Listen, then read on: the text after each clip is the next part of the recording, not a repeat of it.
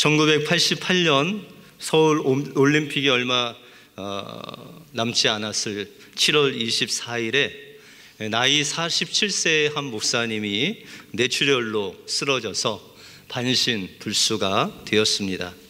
얼굴이 한쪽으로 돌아가서 의사는 이 병이 나아도 얼굴이 돌아오지 않을 것이라는 그런 부정적인 말을 듣고 목사님은 너무나 절망스러워 하나님을 원망했습니다. 그리고 하나님께 기도하기를, 하나님, 저 죽게 해 주십시오. 하나님께 영광이 되지 않습니까? 목사가 중풍이나 걸려서야 되겠습니까? 그렇게 기도했습니다. 저녁에 잠자리에 들면 목사님은, 하나님, 내일 눈을 뜨면 하나님 앞에 가게 해 주십시오 라고 기도했습니다. 간절히 기도했지만 하나님께서 그 기도에 응답하지 아니하셨고, 교회는 24시간 목사님을 위해서 릴레이 기도를 했습니다. 그리고 장로님들은 순번을 짜서 목사님을 간호하게 되었습니다. 장로님들이 조를 짜서 돌아가면서 병간호를 할 때 목사님은 물리치료도 거부했습니다. 내가 살아서 뭐하나. 그런데 장로님들은 목사님께 물리치료를 강요하면서 이런 이야기를 했습니다. 제가 목사님, 평소에 목사님과 걸은 적이 없잖아요.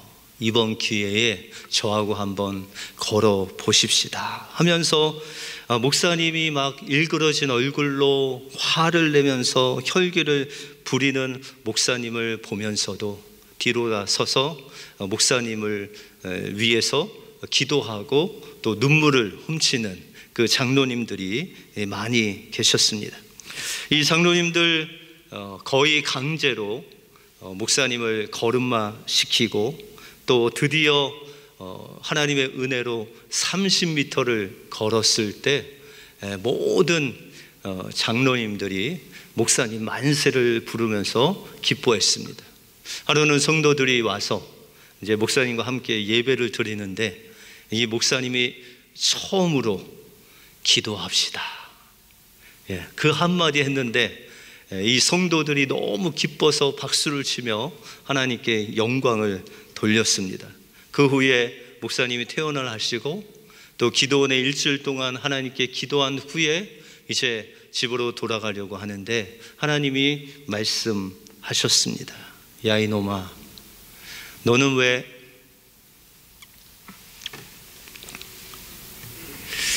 감사할 줄을 모르냐? 그때 목사님이 이 몸으로 무슨 감사입니까 하나님? 그랬대요. 그랬더니 하나님이 말씀하시기를, 너 아직 몸 반쪽을 내가 살려두지 않았느냐? 그때 목사님이 하나님 앞에 꼬꾸라져서 자신의 감사하지 않은 것을 감사하면서 눈물로 회개하면서 하나님께 기도했습니다. 하나님 감사합니다. 몸을 반쪽이나 살려주셔서 감사합니다. 이제 다시 원망이나 불평하지 않겠습니다. 저를 살려주신다면 평생 하나님을 위해서 살겠습니다. 이렇게 기도를 들으면서 하나님께 병을 고침받아서 무려 17년 동안 하나님 앞에 열심히 충성을 했다는 간증입니다. 이분이 강북 제일교회 윤덕수 목사님이셨습니다.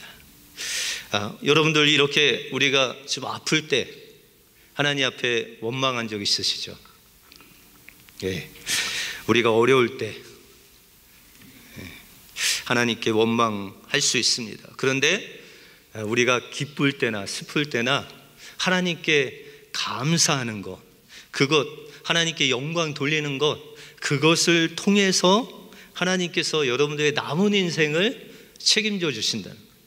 우리가 어려움을 당할 때는 그 순간에는 힘든데 우리가 감사하면 그 나머지 시간을 하나님이 책임져 주신다는 거예요. 여러분들 어떠한 상황 속에서도 하나님께 감사하시기 바랍니다. 올 한 해를 되돌아보면 참 어려운 일도 있고 슬픈 일도 있지만, 그러나 여기까지 인도하신 그 하나님께 감사할 때 여러분들 남은 인생도 책임져 주실 줄 믿습니다. 감사로 하나님께 영광 돌리심으로 여러분들의 인생이 하나님 안에, 하나님의 손에 있기를 주님의 이름으로 축원드립니다. 오늘 본문을 통해서 감사가 무엇이고 어떻게 우리는 믿음으로 감사할 수 있고, 우리가 믿음으로 하나님께 감사할 때 하나님이 주시는 축복이 무엇인지 오늘 본문을 통해서 살펴보겠습니다. 먼저 감사는 하나님의 은혜에 대한 우리의 믿음의 고백이다라는 것입니다. 오늘 본문에 보시면 예수님께서 이제 예루살렘으로 가시고 있어요. 왜 예루살렘으로 가시고 있느냐? 이제 예수님이 십자가에서 죽으실 그날이 가까웠기 때문에 마지막으로 이제 갈릴리에서 예루살렘으로 지나가시는 그 중에 이 사마리아 지역을 또한 지나가게 되었다라는 것이죠. 그런데 예수님의 소문을 듣고 10명의 나병 환자들이 예수님을 향해서 소리를 지릅니다. 예수 선생이여, 저를 불쌍히 여기소서, 그렇게 외칩니다. 그때 예수님께서 그들을 향해서 말씀하시기를, 가서 제사장들에게 너희 몸을 보이라, 그렇게 말씀을 하십니다. 이 10명의 나병 환자들이 그 예수님의 말씀을 듣고 가요. 여러분들 2주 전에 믿음이 무엇인지 여러분들에게 말씀드렸죠. 믿음은 바라는 것들의 실상이요, 보이지 않는 것들의 증거다. 근데 믿음은 무엇이 필요해요? 하나님의 말씀이 필요하다. 그 말씀으로 말미암은 믿음, 그 말씀 위에 굳게 서는 믿음, 그것이 정말 믿음이다, 그렇게 말씀드렸죠. 근데 이 10명의 나병 환자들이 하나님의 말씀을 들은 거예요. 그리고 순종한 거죠. 그러면 이들이 믿음이 있었어요, 없었어요? 이들이 믿음이 있었던 거예요. 이 10명의 나병 환자들이 주님의 음성을 듣고 그 말씀대로 제사장에게 갔다라는 거예요. 그런데 가다가 이 나병 환자들이 나음을 얻었습니다. 언제 나음을 얻었다고요? 길에서 가다가 나음을 얻었다라는 것이죠. 그래서 나음을 얻은 것을 이 10명이 다 알고 있었어요. 그래서 그 중에 한 사람, 사마리아 사람이 그것을 알고 하나님께 큰 소리로 영광을 돌린 후에 예수님께 갑니다. 그리고 예수님의 발 아래 엎드려서 하나님께 감사를 합니다. 17절에 보시면 이 감사하는 사마리아 사람에게 예수님께서 어떻게 말씀하시냐고, 17절입니다. 같이 읽겠습니다. 시작. 예수께서 대답하여 이르시되 10사람이 다 깨끗함을 받지 아니하였느냐? 그 9은 어디 있느냐? 예수님께서 이 사람에게 나머지 9명, 다시 말해서 예수님께 감사하러 오지 않는 그 9명은 어디 있냐라고 그렇게 물으십니다. 그러면 이 9명은 어디로 갔을까요? 우리가 각자 9명이 자기 나름대로 갔겠지만 이 9명의 유형을 한 4가지로 정리해서 혹시나 여러분들도 어느 유형에 속하는지 한번 보시기 바랍니다. 첫 번째 유형은 내가 정말 나은 건가?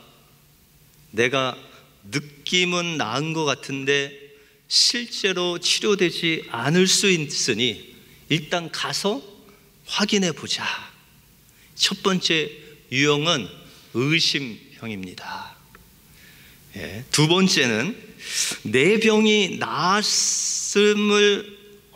얻었지만 내 형편, 내 이 꼬라지가 예수님께 갈 모습이 아니다. 가서 씻고 옷도 갈아입고 선물도 사서 예수님께 가자. 이 두 번째 유형은 감사를 미루는 유형입니다. 세 번째는 예수라는 분이 정말 낫게 하신 것일까? 내가 오랫동안 이 나병을 알았는데 정말 나을 때가 되어서 나은 것은 아닐까? 치료 합리화 유형입니다. 마지막으로 내가 다시 가서 이 9명의 나음을 얻은 나병 환자도 그 마음속에는 감사의 마음이 있었는데 괜히 내가 예수님께 가서 감사하다가 많은 사람들이 몰려오고 시끄러워지고 복잡해지면 또 문제가 있을 수 있으니 그냥 혼자 집에 가서 마음속으로 감사하자, 이런 소극적인 유형이 있습니다. 여러분들은 어디에 속해 있을 것 같습니까? 저는 곰곰이 생각하니까 저도 예수님의 말씀을 듣고 병을 낫기 때문에 예수님 말씀대로 제사장에게 먼저 가지 않았을까, 그런 유형입니다. 저는. 여러분들은 어떤 유형 같아요? 그런데 우리의 모습을 보면 참 우리 중심이다, 우리 중심적이다, 내 중심적으로 생각한다. 우리가 힘들고 급하면 주님께 나와서 울고 불고 간절히 매달리다가 문제 해결되면 어떻게 해요? 생각이 많아져요. 의심도 나고 또 미루고 그냥 마음으로 감사하면 되지, 이렇게 내 힘으로 문제를 해결한 것 같이 그렇게 나에게 영광을 돌리는 우리의 모습을 본다라는 것입니다. 근데 오늘 본문에는 그럼에도 불구하고 우리의 유형이 어찌했든지 의심이 나고 또 소극적이고 또한 합리화시키는 내 모습은 내 모습이지만 반드시 우리가 감사해야 할 조건이 있다, 감사해야만 된다. 그 이유가 무엇이냐? 바로 감사한 자와 감사하지 않은 자의 엄청난 구원의 차이가 있기 때문입니다. 여러분들 19절에 보시면 같이 읽겠습니다. 시작. 그에게 이르시되 일어나 가라, 내 믿음이 너를 구원하였느니라 하시더라. 예수님께서 그 한 사람 사마리아 사람에게 뭐라고 말씀하세요? 지금 내 믿음이 너를 구원하였다. 지금 10명의 나병 환자가 그의 병에서 구원을 받았죠. 그런데 여기서 말씀하시는 믿음으로 구원받은 건 뭐예요? 육신이 아니라 그의 영혼이 구원받았다라고 그렇게 말씀하고 있다라는 것입니다. 다시 말해서 사마리아 사람의 믿음은 어떤 믿음이냐? 바로 그 영혼이 구원받게 하는 놀라운 믿음이었다라는 것입니다.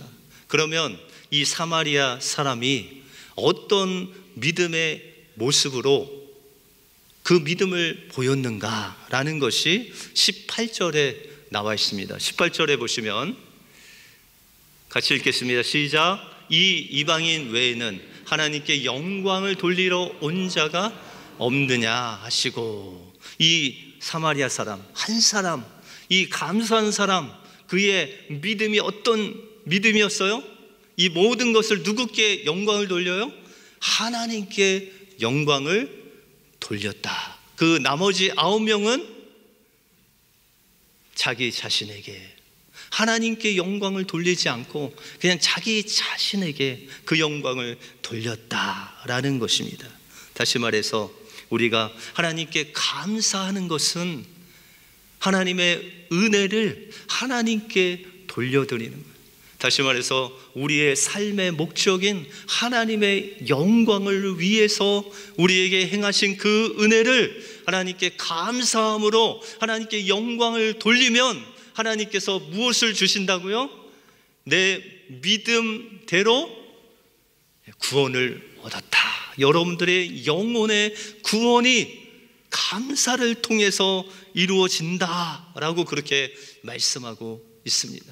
그러므로 우리가 마지막 하나님 앞에 설 때 무슨 말 해야 돼요? 하나님 감사합니다. 세상 끝에서 우리가 어떤 찬양을 해야 돼요? 하나님 크고 놀라운 일을 찬양합니다. 그러므로 올 한 해 하나님께서 여러분들 인도하신 주님의 그 은혜에 우리가 감사를 표현해야 된다.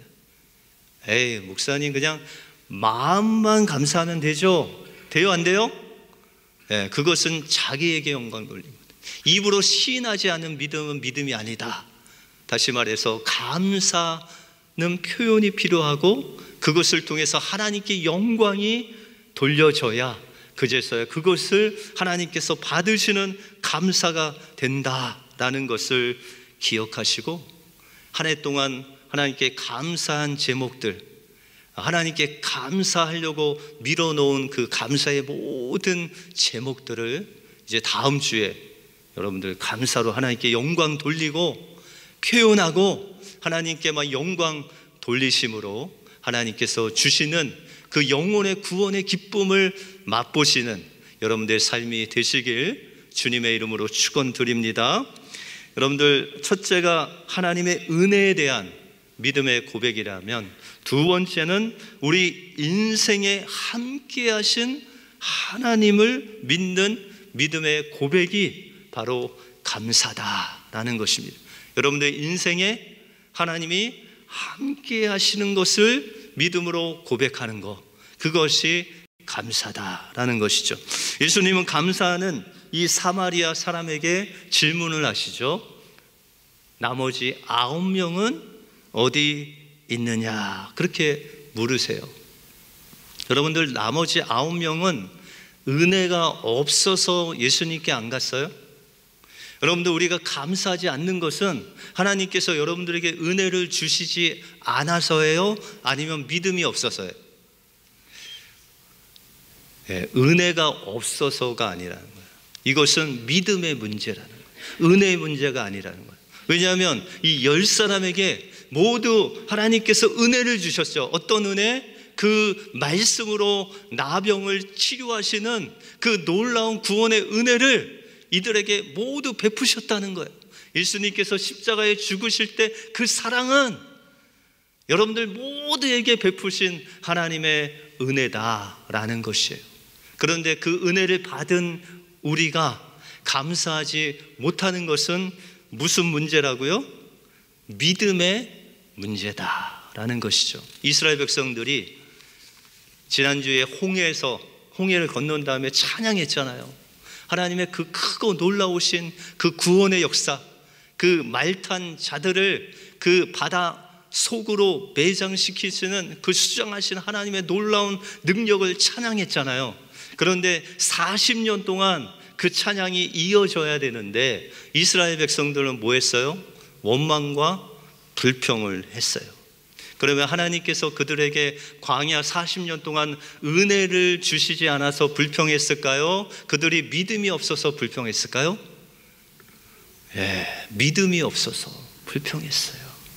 그런데 이스라엘 백성들 모두 그 1세대 한 명도 빼놓지 않고 그렇게 원망하고 불평하고, 여호수아와 갈렙 빼고는 다 불평을 했는데 그들을 인도한 모세가 하나님께 지금 감사하고 있습니다. 신명기 2장 7절에 보시면 같이 한번 읽겠습니다. 시작. 내 하나님 여호와께서 내가 하는 모든 일에 내게 복을 주시고 내가 이 큰 광야에 두루 다님을 알고 내 하나님 여호와께서 이 40년 동안을 너와 함께 하셨으므로 내게 부족함이 없었느니라 하시기로. 모세는 지금 40년을 회상하면서 고백하는 거예요. 이스라엘 백성들에게 말하기를 너희가 40년 동안 무엇이 없다? 부족함이 없었다. 그렇게 말씀하고 있어요. 이스라엘 백성들이 거의 300만이 되는 이 엄청난 민족이 사막에서 살아요. 하루에 얼마큼 먹을까요? 얼마가 필요할까요? 이 한 끼 먹는데 얼마가 필요할까요? 엄청난 돈이 필요할 겁니다. 그런데 하나님께서 그걸 다 먹이셨어요. 다 입히셨어요. 다 하나님께서 그 발에 신이 닳지 않도록 인도하셨어요. 그런데 이스라엘 백성들은 뭐 했다고요? 원망과 불평했어요. 그런데 인간의 눈으로 보면 이스라엘이 좀 이해가 돼요. 왜냐하면 그 사막에 그 땡편에서 1년도 아니고 40년 동안 그 광야 생활을 했어요. 그들에게 집이 있었어요? 없었어요? 집이 없었어요.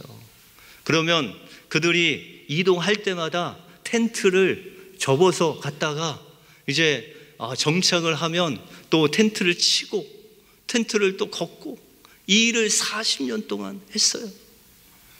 그리고 그들에게 물이 항상 있었어요? 없었어요? 없었어요. 우물이 없었어요. 거기 가면은 물이 있는 그 장소가 없었어요.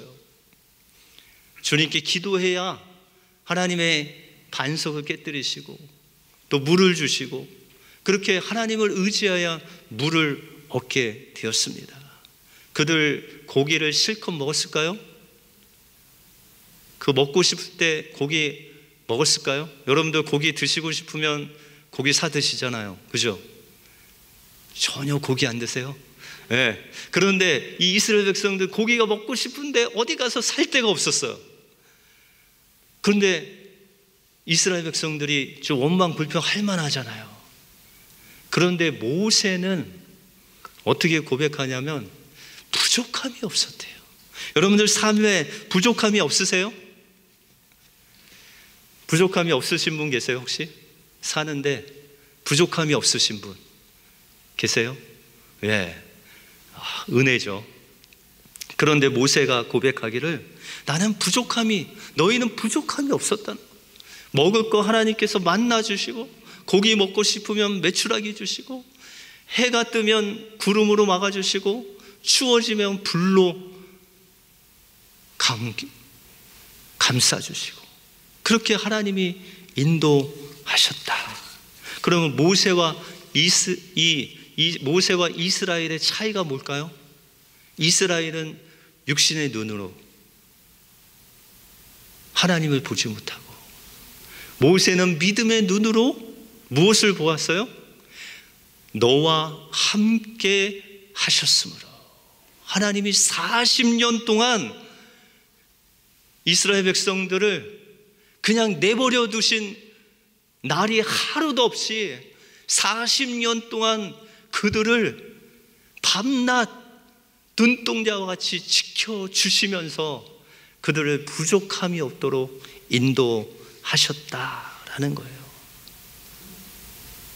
하나님이 함께 하시면 부족함이 없는 거예요.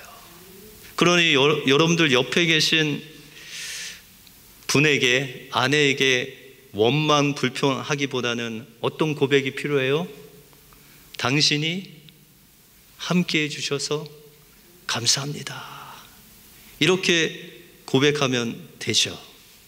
그 아내도 남편에게 당신이 내게 다이아몬드를 해준 건 없지만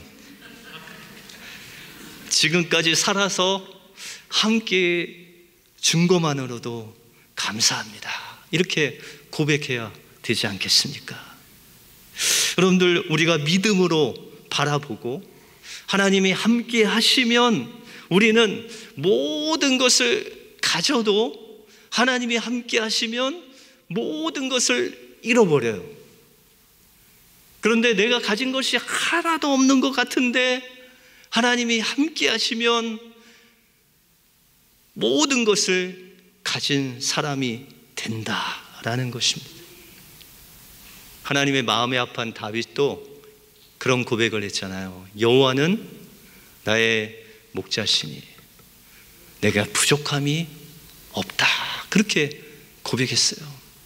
다윗의 삶을 여러분들 자세히 보시면요, 10대부터 도망자였어요. 사울이 죽이겠다고 사울만 쫓아온 게 아니라요, 군대를 동원했다니까요. 막 몇천 명, 몇만 명을 동원해서 다윗 찾아 죽이려고, 그래서 뭐 1년, 2년이 아니라 10년 넘게 도망 다녔어요. 근데 부족함이 없대요. 그가 왕이 되셔도 그 여러 나라들과 전쟁을 얼마나 했는지, 그 다윗의 인생은 전쟁의 인생이에요. 근데 마지막에 그가 사랑하는 아들이 반역해서 신발도 못 신고 광야로 도망갔어요.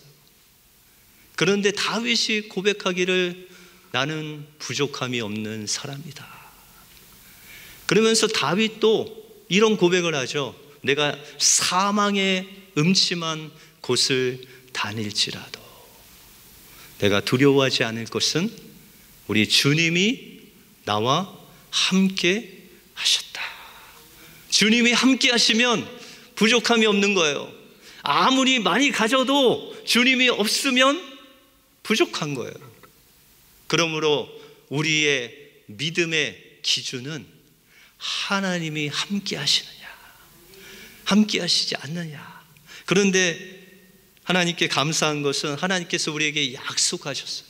마태복음 28장 20절에 보시면 하나님께서 세상 끝날까지 여러분들과 저와 함께 있으리라 약속하셨어요.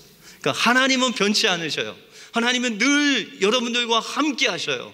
그런데 여러분들이 믿음의 눈으로 보느냐, 믿음의 눈을 들지 못하느냐에 따라서 여러분들이 부족할 수도 있고 부족하지 않을 수도 있다라는 것입니다. 그러므로 우리가 하나님이 함께 하시는 것을 날마다 경험하여 살기 위해서는 우리의 삶 속에 감사가, 믿음이 훈련돼야 돼요. 그냥 우리가 믿음이 있는 것도 아니고 이 믿음은 훈련을 통해서, 믿음의 눈으로 보는 그 훈련을 통해서 하나님을 볼 수 있는 그 믿음이 생긴다라는 것입니다.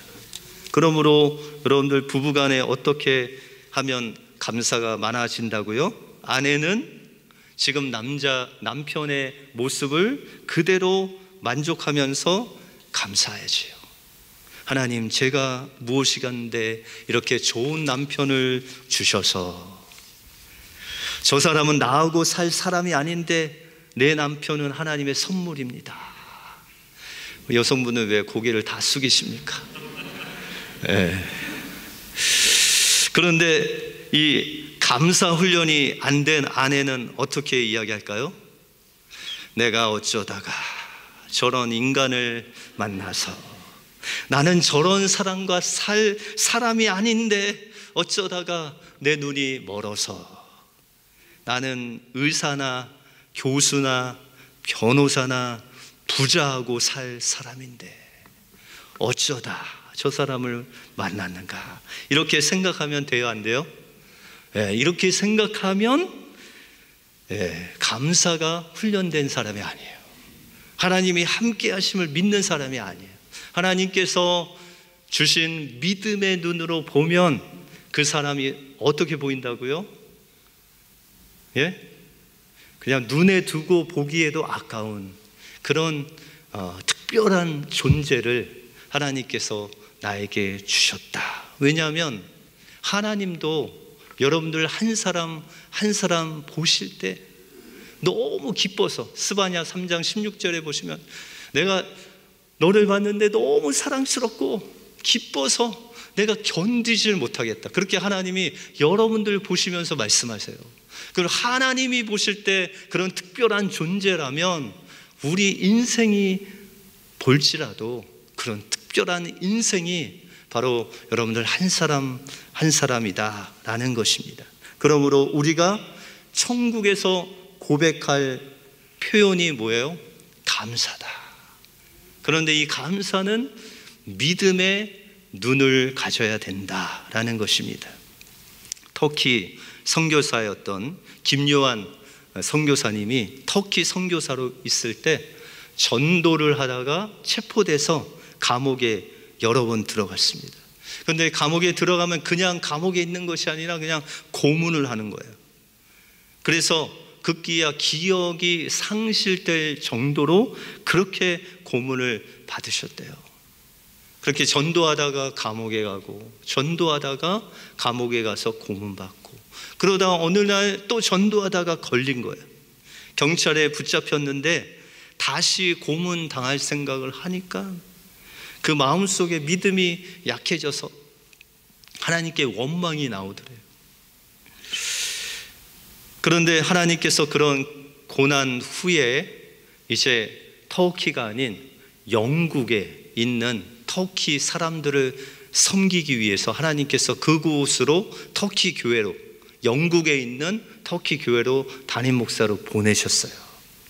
그런데 그 터키 그리스도인들, 영국에 있는 터키 성도들이 목사님이 오신다니까 너무 좋아하는 거예요.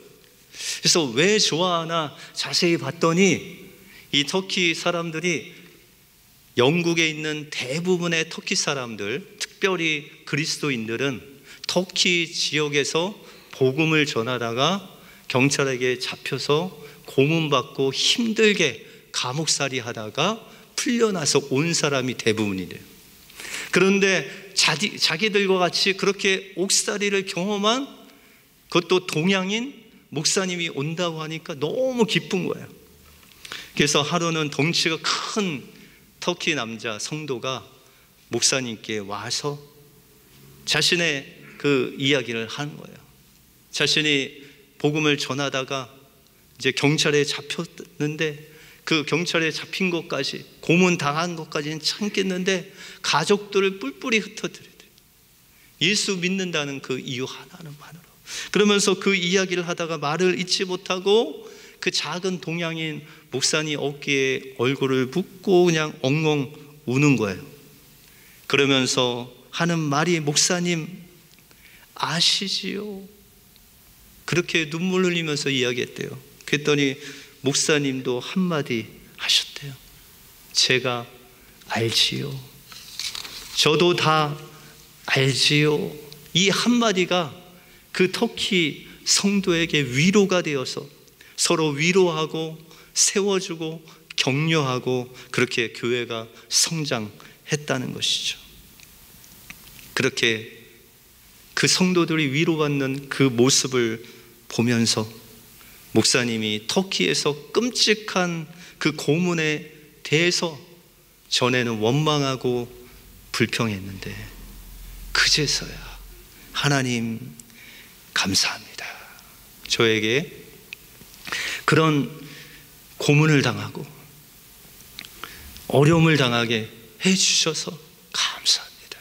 하나님, 이 고문 당한 것을 통해서 이렇게 터키 사람들을 위로하고 격려하고 세울 수 있도록 해주신 것 감사합니다 라고 그렇게 감사했다는 간증입니다. 그러므로 감사는 하나님께서 우리에게 주신 은혜에 대한 우리의 믿음의 고백입니다. 감사는 해도 하고 안 해도 되는 것이 아니라 선택사항이 아니라 감사는 우리 구원을 완성하는 믿음의 고백이다. 그러므로 우리의 삶 속에서 속으로 나중에 감사하는 것이 아니다. 날마다 그 은혜를 세워가면서 하나님께 영광 돌리는 그 감사를 통해서 하나님께서 여러분들의 영혼을 구원하시겠다고 약속하고 있다라는 것입니다.